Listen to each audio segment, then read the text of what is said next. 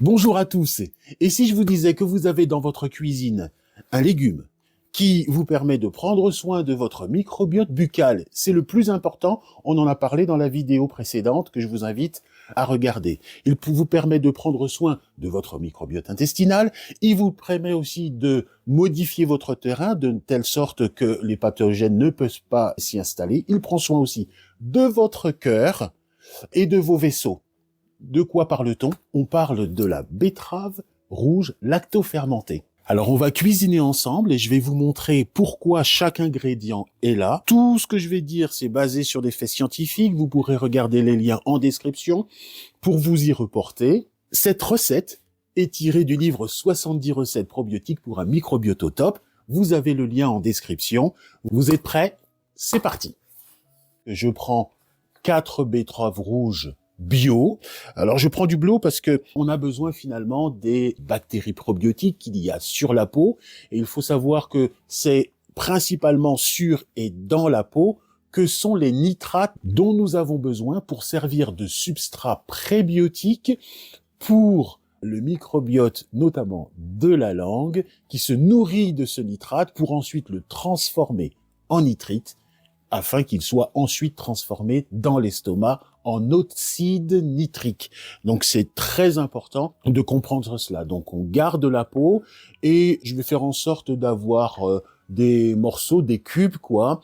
C'est un moyen pratique que j'ai trouvé pour qu'on soit obligé un petit peu de mâcher puisque comme on l'a expliqué dans la vidéo précédente, c'est par la mastication et le fait qu'on prenne son temps que justement les probiotiques que nous avons sur la langue peuvent se nourrir, ont le temps de se nourrir de ce nitrate pour qu'il soit transformé en nitrite, mais ça prend un peu de temps, c'est le temps juste de la mastication. Donc, bien mâcher, c'est déjà bien s'occuper, bien prendre soin de son microbiome buccal. Alors dans cette recette, on va utiliser maintenant du poivron vert. C'est un aliment dont on parle peu, mais il a une importance capitale dans cette recette pour des raisons scientifiques et je vais vous expliquer pourquoi. Eh bien, la raison essentielle, c'est parce que le poivron vert est très riche en vitamine C. Et en fait, la vitamine C est un antioxydant très important qui empêche finalement à l'oxyde nitrique de se dégrader. Donc la vitamine C a un rôle essentiel dans la voie du nitrate.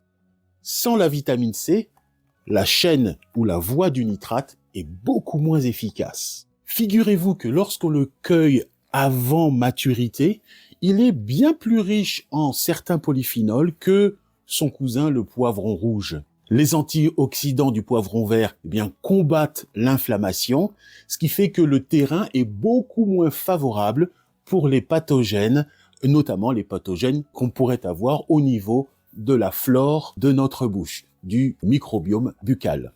Donc nous avons là un ingrédient qui est très actif, c'est pas simplement pour faire du volume, c'est vraiment pour protéger une voie métabolique qui va vraiment tout changer au niveau de notre terrain.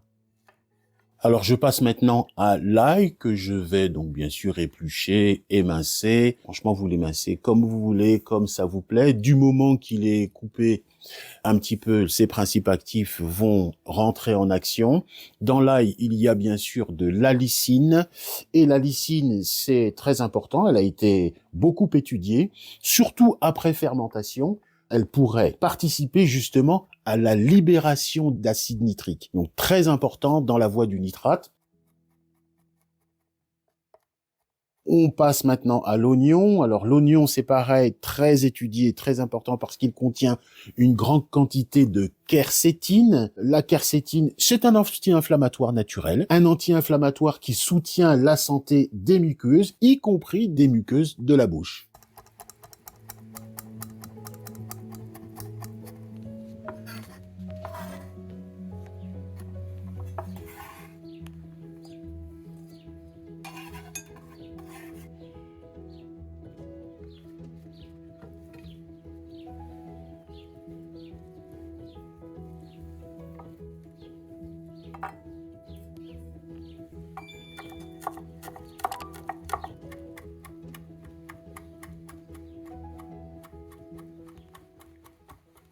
Bien sûr, là, on met de la ciboulette. Bien sûr, la ciboulette, c'est très bien parce que c'est plein de nutriments très intéressants, mais on va pas s'étendre dessus parce qu'on en a parlé dans une autre vidéo. Ce qui nous intéresse dans cette vidéo, c'est ce dont on parle maintenant, c'est la coriandre. Très importante. Pourquoi? Parce que selon certaines études, et des études qui ont été faites donc in vitro, que je vous en mets certaines en description, a été étudiée pour son activité chélatrice, c'est-à-dire qu'il a la capacité de capter des métaux. Et comme on l'a expliqué dans la vidéo précédente sur le sujet du microbiote buccal, on a bien expliqué que certaines bactéries buccales qui migrent dans d'autres parties du corps et qui deviennent pathogènes se nourrissent principalement de fer hémitique, c'est-à-dire du fer qu'il y a dans les globules rouges. Or, en privant cet apport facile en fer, la coriandre permet de faire chuter l'activité pathogène